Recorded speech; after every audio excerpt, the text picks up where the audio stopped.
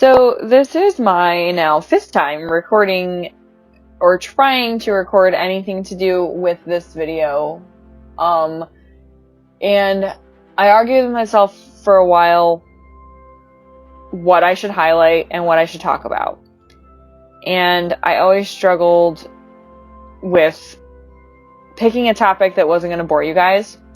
So I'm going to talk about what I want to talk about, and if you guys find it interesting, fabulous. If not, then is my microphone going off?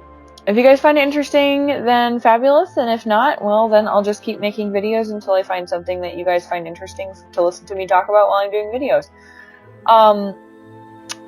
So I struggle with most my entire art career. I wouldn't really call it a career, but my artistic journey, I have struggled with finding and maintaining a style.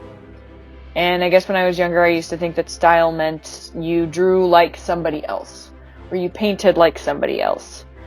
And I'm slowly realizing, even in this rendering process, which is very, very, very fast, it's very sped up. I'm not doing it this fast. This is so slow in real life. In real time, it's stupid slow, excuse me.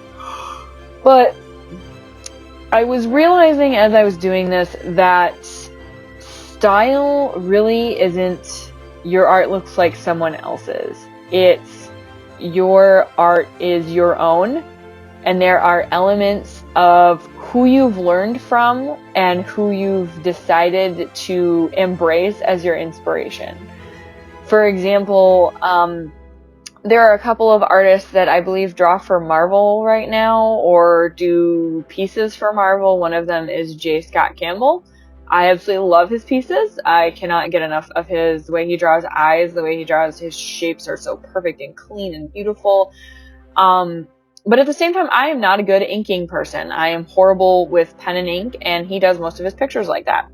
So I wouldn't say I've given up, but I've not really pursued his style of ink and color and pen quite yet. But I do take a lot of like how I draw my eyes from him, just very big, exaggerated, and lots of like eyelash and all that jazz. But in this piece, you're not going to really see that. It's more semi-realistic, very, very like light and airy, and I would call it fluffy. I guess I would call this style fluffy.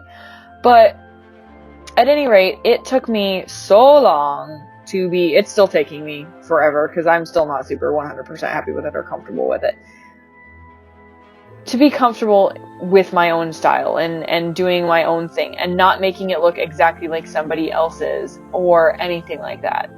And if there's one thing that you can take away from this specific piece in this video, it's that, you know, you might think that style means your art is so recognizable that somebody can say, oh, I know who that is, and name it right away.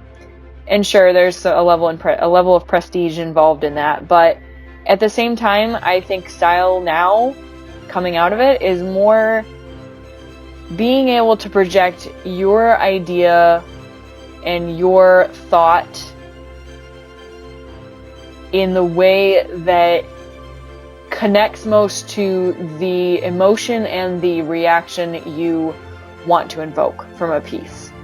So for this Aurora piece, I wanted it to be very light and airy and fluffy and magical, and just feel like you were walking and stepping into a fairy tale looking at it. Like you could be her, and I hope I've accomplished that. I feel like I've accomplished that in this piece, but it took a while. This took quite a while to render out, and I wouldn't, 2 years ago or even 2 months ago, I would not have been comfortable doing this piece to the level of detail I did it here.